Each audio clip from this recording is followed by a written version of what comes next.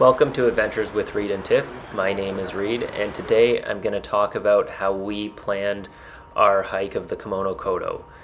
Due to the time that we had available to us in our vacation, we did a 3-day partial hike of the Nakahechi Main Route and tried to get in as much as we possibly could in the little time that we had available. First, you're going to end up on the Kumano Travel website.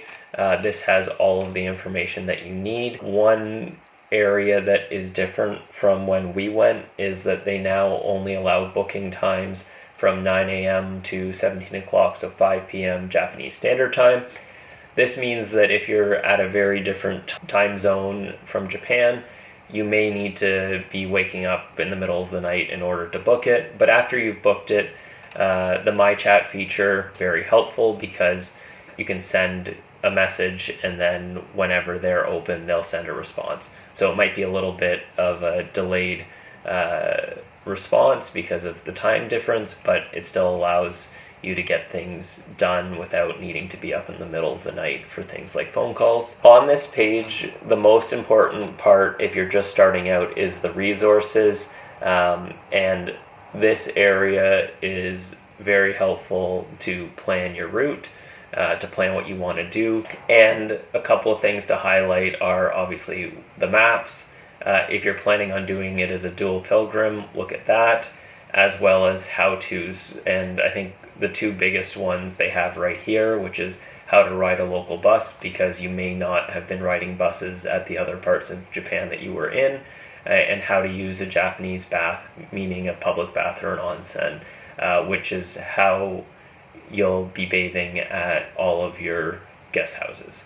So I'll quickly go to the dual pilgrimage. If you've already done the Camino de Santiago or are planning on doing it, then you're going to want to look at getting the requirements to be a dual pilgrim if that's something you're interested in. The route that I'm going to talk about today would work Kumano Taisha to Kumano Hongu Taisha, 30 kilometers on foot. Going back here to the maps, now it's hard to just look at a map and decide what you want to do if you can't do the whole thing, so I highly recommend watching YouTube videos that are trail videos, meaning that they go through what each day had for them. One of the really good ones that I shared with the people that were traveling with me were done by Adventure Archives. They did a series on the trail, and not only was it a good way to get people hyped for coming, but it also allowed us to decide which portions of the trail we wanted to do. We would have loved to do all of it, but we couldn't. There's lots of other YouTube videos out there, so watch those to try and figure out how you want to do it. You don't need to do it the exact same way we did. But if you want to, I'll go through what we did first. So on this same page with the maps, there's maps that show more specific areas, but the thing you're going to want to download is the complete map booklet. You can download that in PDF. I printed it out. You can also get paper copies of it when you get to Tanabe as well. But when you open it up, you have a few things. I would go through the whole document, but the useful words and phrases were very helpful because a lot of the guest houses, the proprietors only speak Japanese, so knowing a few keywords in Japanese were helpful to start the conversation, and then we mostly relied on the translation apps, which they did as well. And then you have the map, which I'll go through in a second, but then you also have the detailed maps of everywhere that you're going, which also tells you the different stops along it, which may also help to determine what you want to do along the trail. So go through the whole thing. I'm not going to because it would be a very long video, but then the tips are also useful, such as the daylight times, bringing cash with you, the different things that are on the trail, what the accommodations are like, as well as different model itineraries, and just sort of everything that you would possibly need is in this document. So moving back up to the map, the elevation and the kilometers per day was very useful, and it's all color coded, so it as well as it tells you what page the different detailed areas are. I want to highlight something, and they even have a note here. It is a mountain trail, and the walking times vary greatly depending on weather, season, personal experience, and fitness. And so the time that they have here, so for example, doing 4 kilometers, taking 2 to 3 hours might seem to be excessive. My partner and I have done a lot of hiking, but we actually found that the times were semi-accurate. We were somewhere in the range for each section. And that was for a few reasons. One was that it is difficult terrain, but more it was slippery. So the stones on the pathway were a little bit slippery, so you were choosing your footing properly. And then it was also peaceful. We weren't in a rush. There was no sense of urgency. It was very calm and serene on the trail, so it meant that we weren't hiking as quickly as we normally would. And because of that, I'm glad that we didn't have longer hiking days than we had already. So day 1, we came into Tanabe, we stayed overnight, and then we took the bus to Takijiri-oji. And from Takijiri-oji, we hiked, first we hiked to the rest area because there was a bus stop there. But once we got to the bus stop, the route that we wanted was not going through that bus stop. So then we went a couple more kilometers to Chikatsuyu-oji, which also had a bus stop, which took us to where we wanted to go. And where we wanted to go was skipping over all of this section to get to Yunomine Onsen, which is where our guest house was for the night. From there, the next day, we took the bus to Hongu in order to see the Taisha. We got there early in the morning, so we were one of the only groups there, so it was nice and peaceful. But if you're looking to be there when everything else is open, like the tourism center, you would need to go a little bit later because things were still closed when we were finishing up there. Now, if you're doing the dual pilgrimage, this is where you start your walk for day 2.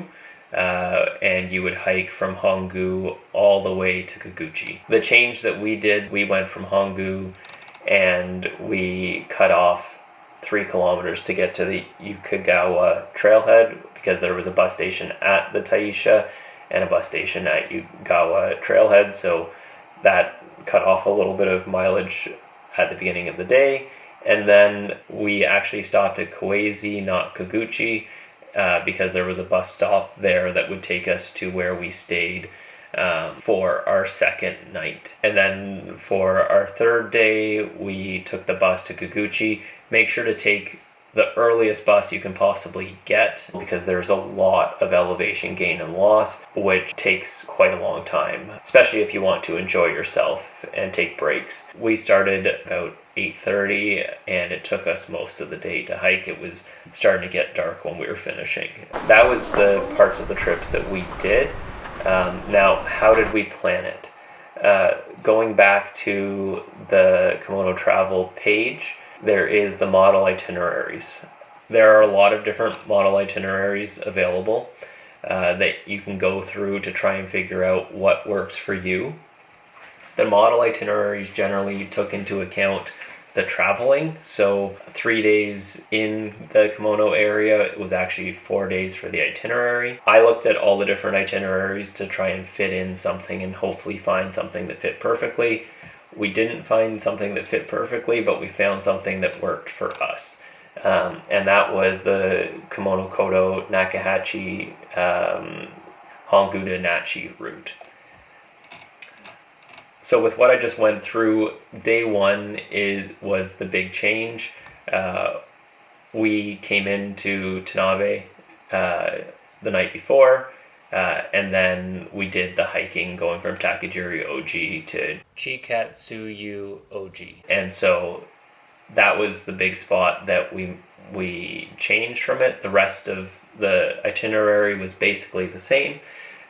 And that's why this part worked so well for us, because all of the stays were where they needed to be in order for it to work well for us. And so it worked out great.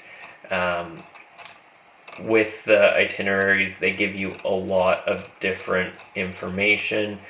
You can choose guided or self-guided. It's very easy to do self-guided, so only if you're looking for a lot of history would I suggest guided. Otherwise, like everything was so well marked, there was really no getting lost either. So self-guided was good. Luggage options, for us, we packed everything with us and took it from the guest house to guest house. If you're curious to see how we did that, I did another video that I'll link in the description on how we packed. But another great option is to use the daily luggage shuttle. That allows your luggage to go from one guest house to the next. And so that's a great option. It's important to note a number of things. One, that for special meals, if you ask for them ahead of time, you may get it, but things like being a vegetarian is not very common in Japan, and having very specific requirements for eating might not be able to be accommodated for, and certainly not accommodated for if you ask for them at the guest houses. It would need to be asked for before in order to hopefully make it work for you. We didn't make any changes. We loved everything that we got. The food was spectacular, and if you're going to Japan partially to eat, you're going to be very satisfied with what's there. The other thing is that the accommodations, they are in guest houses. If you go to booklet of everything, it goes through things like the accommodations. For the most part, your room is going to have tatami mats on the ground, and then you're going to be sleeping on a futon.